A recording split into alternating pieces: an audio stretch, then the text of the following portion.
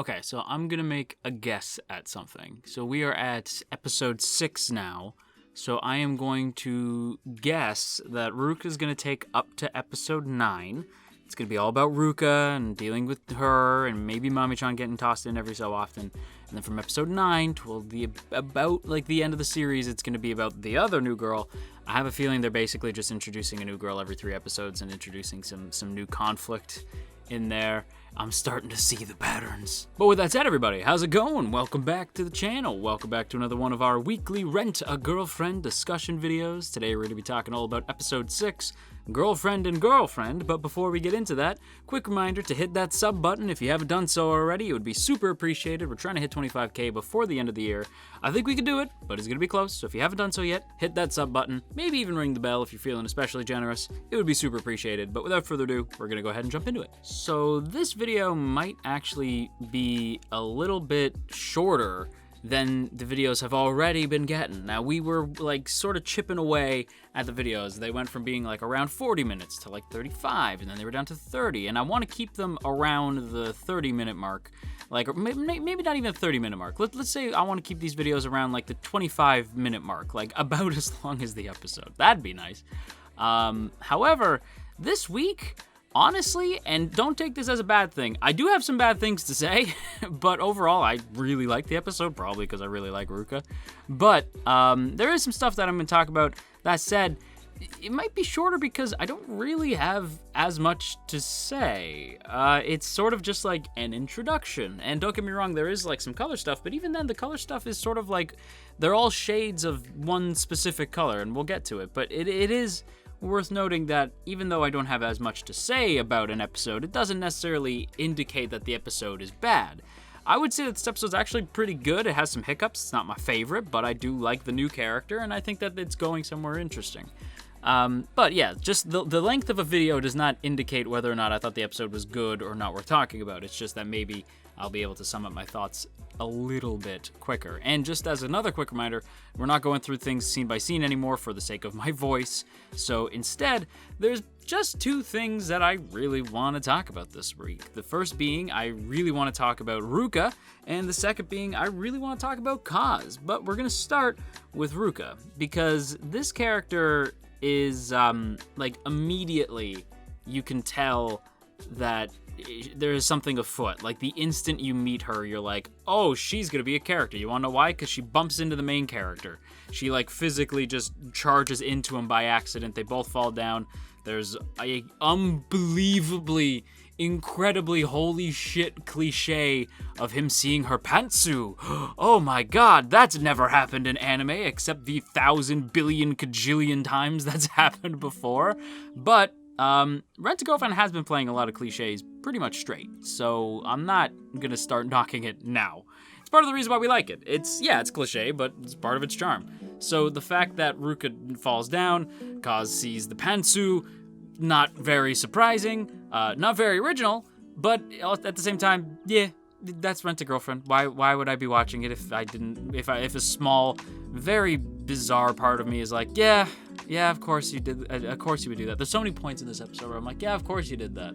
Of course you did that. And that's why I'm here, because you're so cliche, but somehow, some way it's working on me. Like, the cliches still make me laugh. Like, when Kaz sees the pantsu, I'm like, god damn it, Kaz. Like, I think the reason why it's funny is just because Kaz is like, Kaz stares, and I'm like, and it's just because of who the character is. I think that makes it funny. The gag itself is overused, obnoxious, and stupid.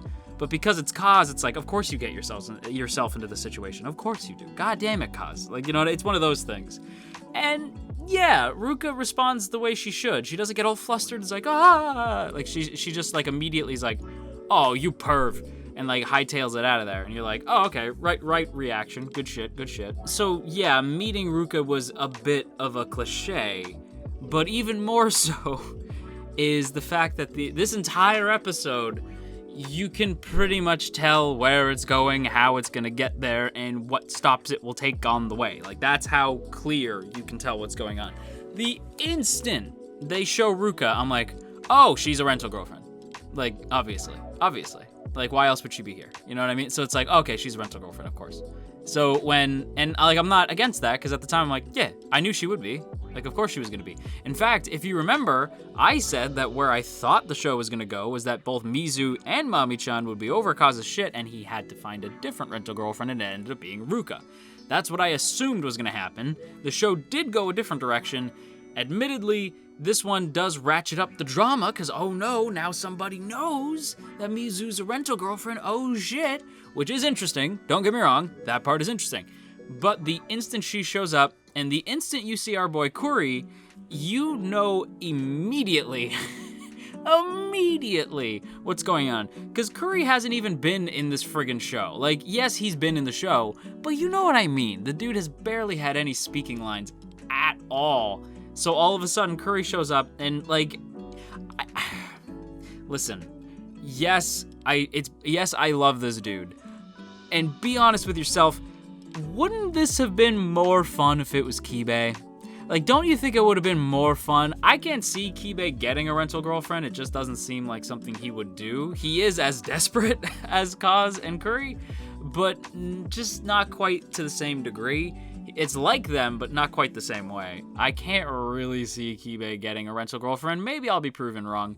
But Kuri, yeah. The instant I saw Kuri, I'm like, yeah, of course. Like, everything that we've seen about this character, like, it's gonna be a rental girlfriend, and he's barely had any lines the entire show. So, yeah, the fact that he's here, it's like, what is one of Kaz's, like, dorky friends doing here? Gee golly whiz. I even wrote down in my notes, gee golly whiz, I wonder what Kuri's doing here. And then, of course, he says, actually, Kaz, I got a girlfriend, too. And you're like, right, yeah, sure. I would be shocked if Ruka was actually Kuri's girlfriend. Shocked, okay? Like, genuinely, I would be floored, because there's just no way. It's so blatantly obvious, especially when she directly calls out Mizu and Kaz, saying, like, hey, so, if you two are really dating, then kiss, right? But at the same time, it's why I like Ruka so much already. Because first of all, Ruka's design is an A+ to me. Like, Ruka's design is great. We'll get into it in just a little bit.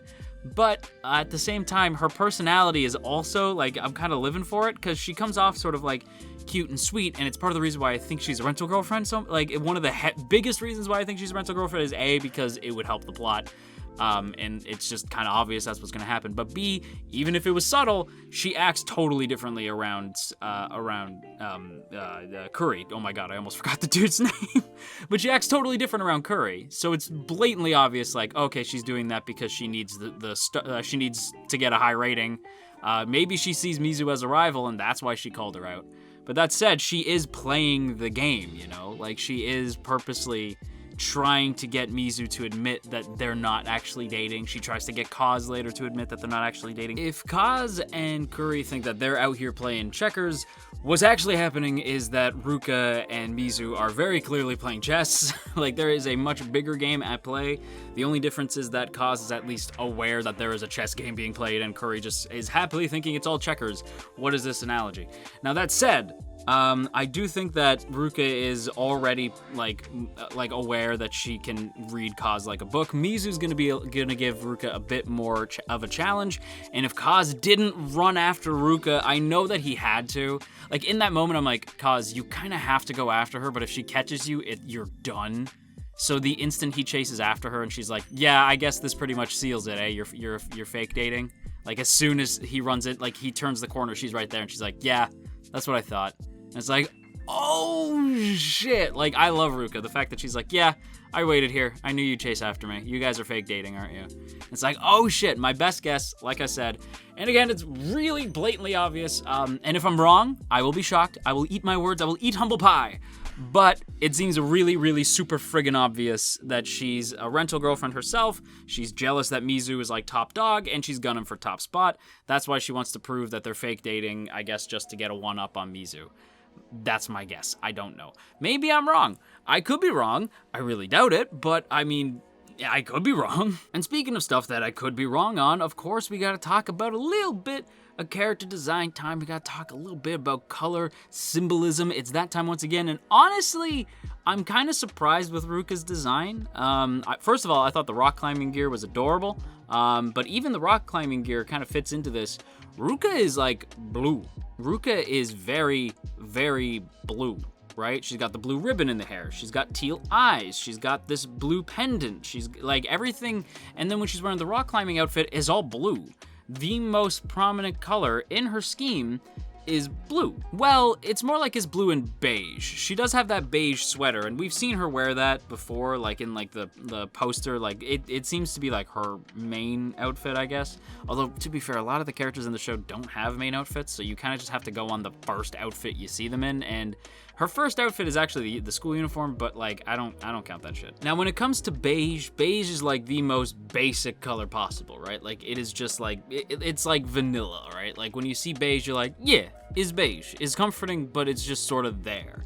What works about beige is just sort of like it's reliably there. It's just beige. When that's tied to a character, though, that's where it gets interesting, because that sort of indicates that the character is like reliable in as much as like you can count on them being there. Right there, you can just count on them being them. Like very little changes with the character, or it might be there to indicate that the character wants to change but feels beige. And that last part, I think, is most important to Ruka, because if I'm going off what I saw in this episode and her character design, I have to assume that she feels sort of bland, and she's trying to change that. I think she's becoming a rental girlfriend for the sake of having some sort of responsibility that she needs to pay for. Since blue is so typically associated with responsibility, it could show that she is a bit of a bland but responsible person. And we even see this a little bit in the back of her hair, right? In the back of her hair, you see this sort of like at the very edges of her hair, like at the tips, you see that it becomes brown. So it's as though she's sort of like dyed her hair brown at one point, and then now it's becoming like black again. So it could be that she's trying to redefine herself after maybe a spell of being somebody else, or maybe she's just trying in general to sort of give herself a new look, to maybe fit better into this whole rental girlfriend service thing. And again, like I said, the blue being like in different aspects of her character, especially the most prominent being that blue ribbon, I have to assume that she has a responsible nature and has a responsibility to something. And if I am right, and she is a rental girlfriend, maybe she's using the rental girlfriend like money to fund something important to her. That's my best guess. And I talked about Ruka way more than I thought I would. Fun fact, she voices Rin in Eurocamp, which was a pleasant surprise to me. I can kind of hear it like a little bit. But a bigger surprise, she voices Claire from Glepner, in case anybody still remembers Glepner. I kind of wish that Glepner actually had a proper ending, by the way. Anyway, that's totally aside. Let's get into the other thing we want to talk about this week. Let's get into Kaz's new plan. So when we open the episode, we have Kaz being all nervous about sleeping in the same room as Mizu, and everything's all freaky, and he's overthinking, as usual. But Mizu just tells him, like, relax, I don't like the way you're looking at me either. The only reason why I said you could sleep in the same room as me is literally just because I didn't want to make you sleep in the hallway. That'd be mean. So just stop freaking out. I'm sleeping on this end of the room. You can sleep on that end of the room. But, like, don't overanalyze this. Mizu even remarks that she's trained in martial arts, which I didn't know, and is kind of badass. The idea that at any point Mizu might be able to whoop Kaz's ass. I wonder if maybe we'll get to see Mizu use that at some point. Not against Kaz or anything, but like maybe we'll see Mizu get to bust out some karate at some point. That'd be kind of neat. But Kaz ends up having like a tough time sleeping that night. And I think like normally I would bust Kaz's chops about that, because it's like, bruh, just sleep. Like, she's not interested, dog, just sleep. It's not like you're overanalyzing shit. But Kaz, you know what, man? Like, the dude's been through a hell of a lot the last few days. So I am absolutely more than willing to give him the benefit of the doubt. He almost died. He found out that he likes Mizu more than he even likes Mami-chan. Mami-chan totally blew him off after leading him on for a while. He's still got this rental girlfriend thing. His grandmother and Mizu's grandmother still think they're dating. They set them up in this room. He's sleeping in the same room as Mizu. Like, you know what? Considering who Kaz is, and even considering a normal person's reaction to everything that I just said, Kaz is absolutely okay to be having some trouble sleeping. You know what I mean? I'm like, Kaz, you know what? The mere fact that you're functioning is impressive, so I am absolutely willing to give you the benefit of the doubt. Somebody last week even said that instead of Kaz being our trash can, he should be our recycle bin, and I feel like that makes more sense. Kaz evolved from being our boy to Kaz went from being our boy to demoted to being trash to a trash can. And now he has evolved into being a recycle bin. He is not quite yet our boy, but he is very close. He is currently in recycle bin mode. And you know what? Like I said, yeah, I actually kind of feel bad for him in this week's episode. Like, the dude is trying his damnedest. And when he gives the speech, I'm like, yes, Kaz, my boy. Like, this is the shit that I wanted to see. I already feel like he knows that he needs to grow. He has made steps in growing, and he's aware that he needs Mizuhara to help him grow, right? So I'm like, yes, my dude. Like, this boy, like, admitting that he needs, like, Mizu to show him the way, right? This is the way. And Mizu is pretending to sleep this whole time just to let Kaz get it all out of her system, out of his system, rather. And you want to know why she does that? Because Mizu is smart. Mizu knows that Kaz is not going to talk, like, is not going to, like, let all his feelings out if he knows that she's awake. So she's pretending to be asleep just because it's easier on him, like, to talk without having her, like, stare at him, right? So he's just talking at her, spilling his guts, and he admits that he doesn't really want to break up because he doesn't feel like he's grown enough yet. He feels like he can still grow even more, and he can eventually become somebody that his grandmother can be proud of. And I guess by connection, somebody that the audience can say, like, yeah, you did good, Kaz. And I want to see him get to that point. I really, really like Kaz. Like, I want to see him evolve. He is still our recycle bin. He's not quite our boy, but he is growing. And I love that Mizu says, sure, right? And he's like, you were awake? And she's like, yeah, no shit, Sherlock. And, like, rolls over and just says, like, the rental girlfriend service exists to help people who want to become better. And I said that last week, and somebody's like, that's not actually what it's for. That's what it's for. I like that she says that. Like, I appreciate that she says, like, it's for people who want to be better, you know? Like, we're there to help people who want to become better. Better at dating? Yeah, clearly. But also maybe just have a easier time talking to people, have an easier time talking to girls, you know? Like, that's hard for some dudes. So I get it, right? Hell, that's hard for me. Like, I understand. Like, I understand what Mizu is saying, and I really dig that Kaz has grown to a point where he's aware that he needs to change. And then Mizu even says the new plan is getting you a girlfriend. That's how we fix this. Like, we grow to a point where we can let both our grandparents down easy, and we can get you a girlfriend so that your grandmother will actually be proud of you. Because she is now, but she won't be if you tell her that we broke up. So if you at least have a girl on standby, it'll be a little bit easier for your grandmother to deal with. And I don't know, like, is it shady? Yeah, it's still shady. But I appreciate the fact that Kaz is at this moment of, he's at this crossroads where he can either continue being the Kaz that we all can't stand when he acts like, that douchey version of Kaz. He could be that. He can go back to his simpy Kaz days where he just thirsts after Mami-chan and nothing gets done. He can break up with Mizu and try to figure out stuff from there, or he can keep renting Mizu, which is going to cost him a lot of money, but he can continue to grow. Those are his options. And thankfully, Kaz decides to continue to rent Mizu, and eventually he will grow to be a better person, and I will be there to see him grow into that person so long as we get there by the end of season 1, which I highly doubt. But even if we get a season 2, I will be there. Because at this point, damn it, Kaz, I'm invested in you. But with that said, everybody, I'm going to wrap up today's video here. I hope you guys enjoyed. If you did, don't forget to boop that up snoot and share if you care. And of course, as always, I have to give a big thank you to the good folks in the T Squadron. Look at these beautiful people. Look at all these beautiful names. And if you too would like to join these beautiful people and see your name scrolling across your screen, then be sure to check out that first link in the description to check out our Patreon page. For less than a cup of coffee a month, just $1, you can help keep this channel afloat, and I would be sincerely appreciative of that. But with that said, everybody, I gotta go chop up this audio something fierce, and until next time, you stay classy, AniTube, and wash your dang hands.